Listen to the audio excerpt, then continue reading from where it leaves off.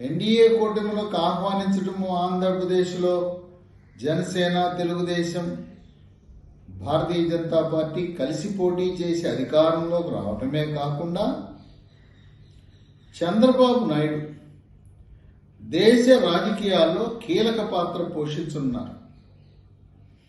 ఆయన గతంలో వాజ్పేయి ప్రధానమంత్రిగా ఉన్నప్పుడు ఎన్డీఏ కన్వీనర్గా పనిచేశారు. మళ్ళీ ఆయన్ని ఎన్డీఏ కన్వీనర్గా నియమిస్తారనే ఊహాగానాలు కూడా ఉన్నాయి. రాజకీయాల్లో ఎప్పుడు కూడా శాశ్వత మిత్రులు, శాశ్వత స్నేహితులు అనేవారు ఉండరు. సమయాన్ని బట్టి, సందర్భాన్ని బట్టి, రాష్ట్ర ప్రయోజనాల దృష్ట్యా, దేశ ప్రయోజనాల దృష్ట్యా మనం కొన్ని రాజకీయ పార్టీలను గతాన్ని మరిచి గతం గతహ అని ఆహ్వానించవలసిన అవసరం ఉన్నది. రాజకీయాల్లో ప్రత్యర్థులు ఉంటారు కానీ శత్రువులు ఉండరు. భావజాలం వేరవుతుంది. ఆనాటి పరిస్థితులకు అనుగుణంగా ఆ రాష్ట్ర ప్రజల యొక్క కోరిక మేరకు కొన్ని నిర్ణయాలు తీసుకోక తప్పదు. చంద్రబాబు నాయుడికి, ప్రధానమంత్రి మోదీకి ఎటువంటి వ్యక్తిగత వైరము లేదు. ఒకరినొకరు గౌరవించుకుంటారు. ఆనాడు ఆంధ్రప్రదేశ్ రాష్ట్ర తెలుగుదేశం పార్టీ యొక్క కోరిక మేరకు ఎన్డీఏ కూటమి నుంచి బయటకు వచ్చారు కానీ వారి వ్యక్తిగత సంబంధాలలో ఎటువంటి మార్పు రాలేదు.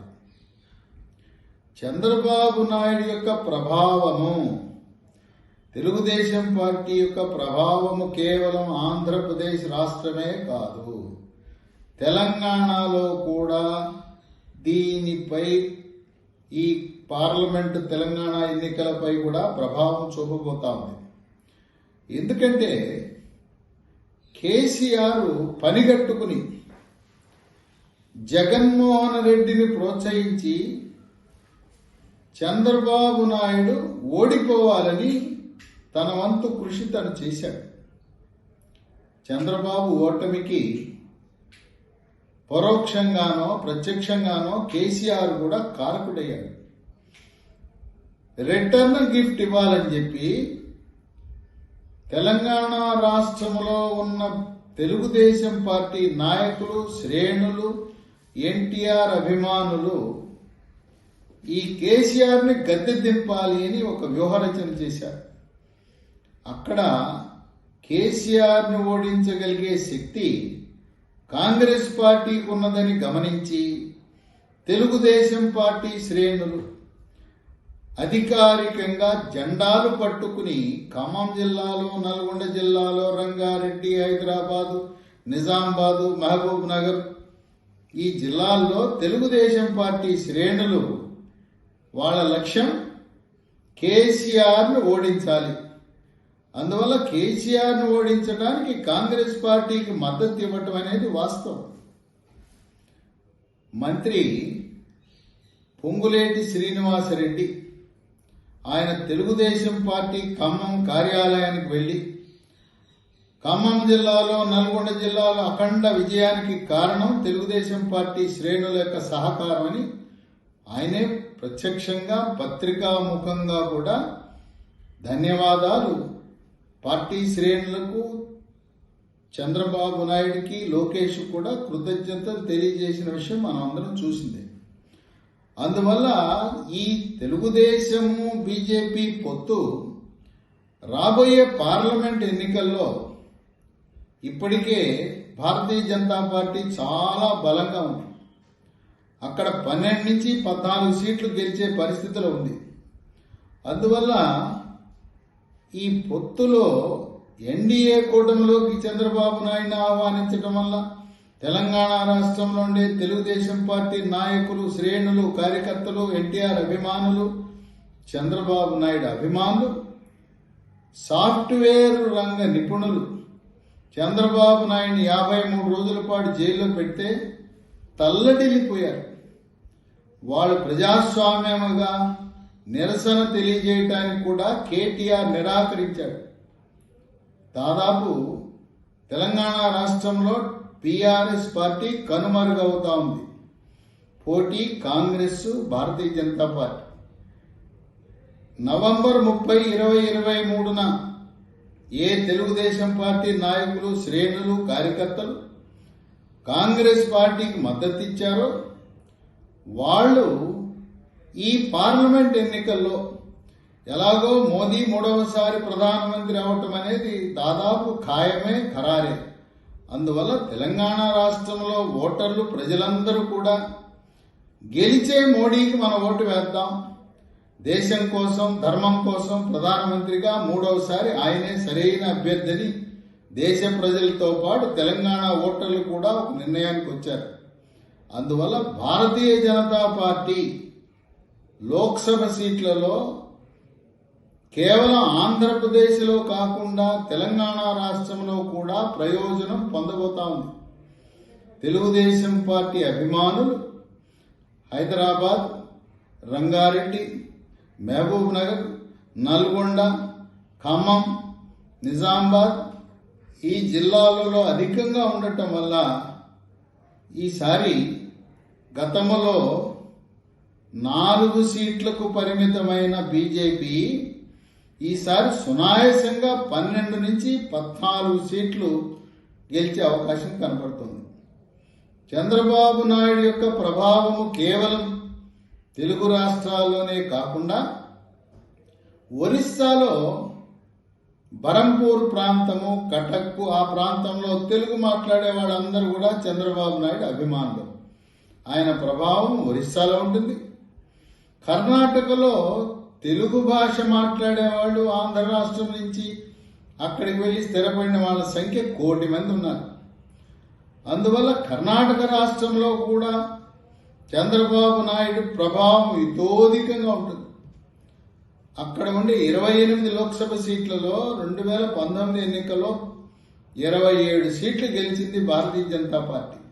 కర్ణాటకలో చంద్రబాబు నాయుడు ప్రభావం చాలా అధికంగా ఉంటుంది.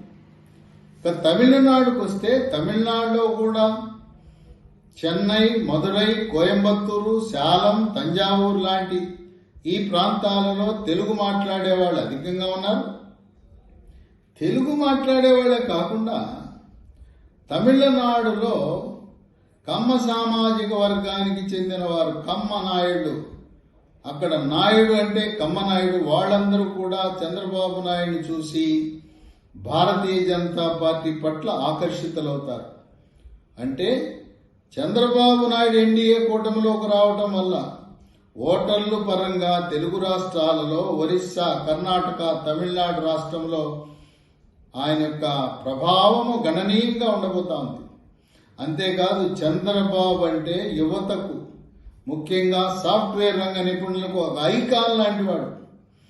ఆయన్ని బొంబాయి, ఢిల్లీ, కలకత్తా, చెన్నై లాంటి, బెంగళూరు లాంటి మహానగరాలలో పనిచేసే సాఫ్ట్వేర్ రంగ నిపుణులందరూ కూడా ఆరాధిస్తారు. ఎందుకంటే ఎప్పుడో 1995లోనే దూరదృష్టితో భారతదేశంలో సాఫ్ట్వేర్ రంగాన్ని అభివృద్ధి చేసి ప్రముఖ కంపెనీలు, ప్రపంచంలో ఉండే ప్రముఖ సాఫ్ట్వేర్ కంపెనీలన్నీ కూడా భారతదేశానికి, ముఖ్యంగా హైదరాబాద్ రావడానికి కారకుడైన, అలాగే bill gate, bill Clinton, Tony Blair లాంటి ప్రధానమంత్రులతో, ఆనాడు అధ్యక్షులతో ప్రత్యక్ష సంబంధాలు కలిగి ఉండి సాఫ్ట్వేర్ రంగ అభివృద్ధికి చంద్రబాబు నాయుడు కీలక పాత్ర పోషించాడని దేశవ్యాప్తంగా ఉండే సాఫ్ట్వేర్ రంగ నిపుణులే కాకుండా విద్యార్థులు, మేధావులు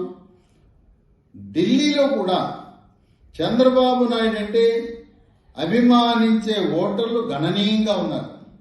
అందువల్ల చంద్రబాబు నాయుడు యొక్క ప్రభావము కేవలం తెలుగు రాష్ట్రాలపైనే కాదు, భారతదేశంలో వివిధ రాష్ట్రాలలో ఆయన్ని గౌరవించేవాడు, అభిమానించేవాడు కోట్ల సంఖ్యలో ఉంటారు. అందువల్ల వాళ్ళకి రాజకీయంగా వాళ్ళ సిద్ధాంతం వేరైనా వ్యక్తిగతంగా చంద్రబాబు నాయుడిని గౌరవించి ఎన్డీఏ కూటమి గెలుపుకి సహకరించే అవకాశం ఉన్నది. అంతేకాకుండా రాజ్యాంగ సవరణల ద్వారా అనేకమైన చట్టాలు ఆమోదించవలసిన అవసరం ఉన్నది.